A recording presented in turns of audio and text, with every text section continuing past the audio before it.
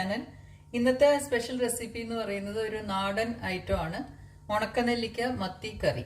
ഉണക്കനെല്ലിക്കയും മത്തിയും കൂടി മിക്സ് ചെയ്തിട്ടുള്ള ഒരു കറിയാണ് നമ്മൾ ഉണ്ടാക്കുന്നത്. ഇതാണ് ഉണക്കനെല്ലിക്ക. ഇതിപ്പോ കടകളിലൊക്കെ വാങ്ങാൻ കിട്ടും, ഉണങ്ങിയ നെല്ലിക്ക.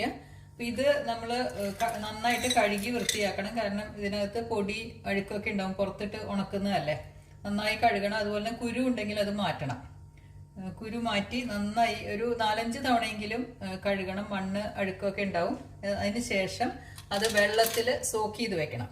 അപ്പൊ ഏകദേശം ഒരു 1/4-3 മണിക്കൂർ നേരം ഞാൻ സോക്ക് ചെയ്ത് വെച്ചിട്ടുണ്ട് വെള്ളത്തില്. ഇനി ഇത് അരയ്ക്കാനുള്ളതാണ്. ഏകദേശം ഒരു 1/2 കപ്പ് ഉണക്കനെല്ലിക്ക എടുത്തിട്ടുണ്ട്. 1/2 കപ്പ് ഉണക്കനെല്ലിക്ക വെള്ളത്തില് 1/2 മണിക്കൂറിലും ഇത് ഞാൻ ഇതുപോലെ കുതിർത്ത് വെച്ചിരിക്കുകയാണ്. ഇനി ഇത് അരയ്ക്കാൻ പോവുകയാണ്. ഇത് അരയ്ക്കുന്ന സമയത്ത് ഇതിന്റെ കൂട്ടത്തിൽ കുറച്ച് കുരുമുളക് കൂടി ചേർക്കണം.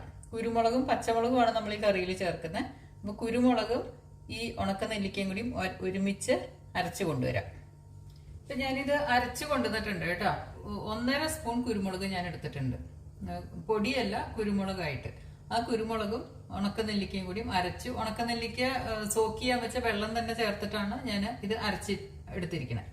ഇനി ഇത് നമ്മൾക്ക് ചട്ടി വെച്ചിട്ടുണ്ട്. ഈ ചട്ടിയിലേക്ക് ഞാൻ മാറ്റുകയാണ്.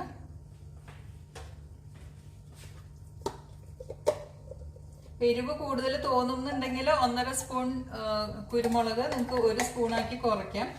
പക്ഷെ ഇനി നമ്മൾ ഇതിനകത്ത് കുറച്ച് പച്ചമുളകും കൂടി ചതച്ച് ചേർക്കുന്നുണ്ട്. അപ്പൊ എരിവിനനുസരിച്ചിട്ട് അത് നിങ്ങൾ തന്നെ ഡിസൈഡ് ചെയ്യാം.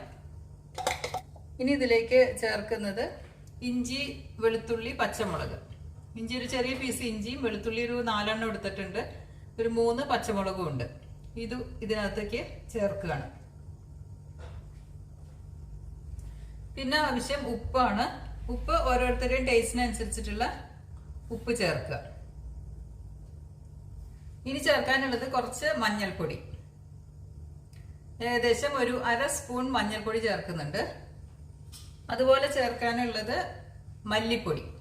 ഇനി മല്ലിപ്പൊടി ഒരു 2 സ്പൂൺ മല്ലിപ്പൊടി കൂടി വേണം. മുളക് പൊടി ചേർക്കുന്നില്ല കേട്ടോ. അതിനകത്ത് കുരുമുളകും പച്ചമുളകുമാണ് ഇതിന്റെ എരിവ് വരുന്നത്. ഇനി ഇതിലേക്ക് ചേർക്കുന്നത് മത്തിയാണ് കേട്ടോ. കഴുകി വൃത്തിയാക്കി വെച്ചിരിക്കുന്ന മത്തി ഇതിലേക്ക് ചേർക്കുകയാണ്. ചെറിയ മത്തിയാണ് എപ്പോഴും ടേസ്റ്റ് ഉണ്ടാവുക. പറ്റുന്നതും ചെറിയ മത്തി തന്നെ വാങ്ങാൻ നോക്കുക. വലിയ മത്തിയേക്കാൾ നല്ലത് ചെറിയ മത്തിയായിരിക്കും. അങ്ങനെ ഈ മത്തി കൂടി ഇതിനകത്ത് ചേർത്തു. ഇനി ഇത് നന്നായിട്ട് മിക്സ് ചെയ്യാം. ഈ മത്തിയിലേക്ക് ഈ മസാലയൊക്കെ നന്നായിട്ട് പിടിക്കണം. ആ രീതിയിൽ ഇത് നന്നായിട്ട് മിക്സ് ചെയ്ത് കൊടുക്കുക.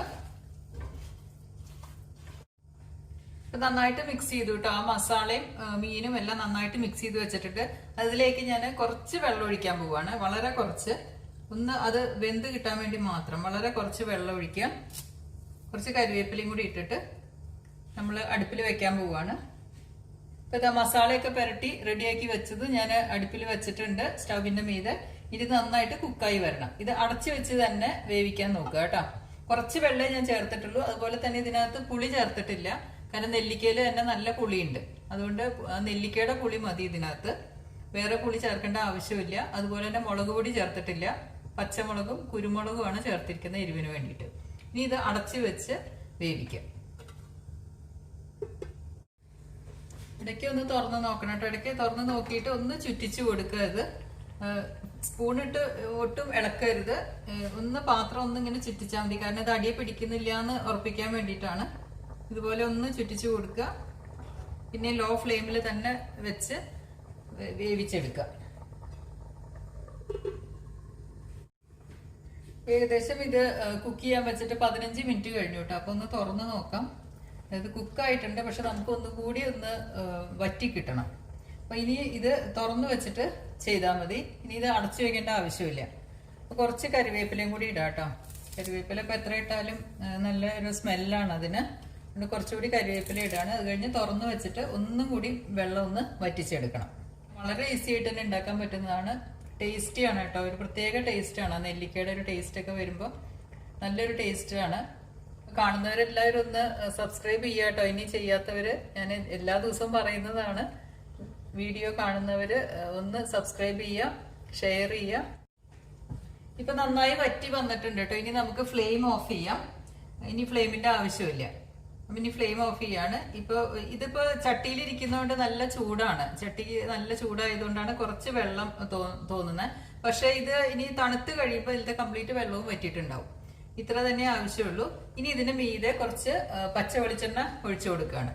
വെളിച്ചെണ്ണ തന്നെ ഒഴിക്കണം കേട്ടോ, അതാണ് ടേസ്റ്റ്. കുറച്ച് വെളിച്ചെണ്ണ ഇതിന്റെ മീതെ ഒഴിച്ചു കൊടുക്കുക. ഒരു 2 സ്പൂൺ വെളിച്ചെണ്ണ മീതെ ഒഴിച്ചു കൊടുക്കുക.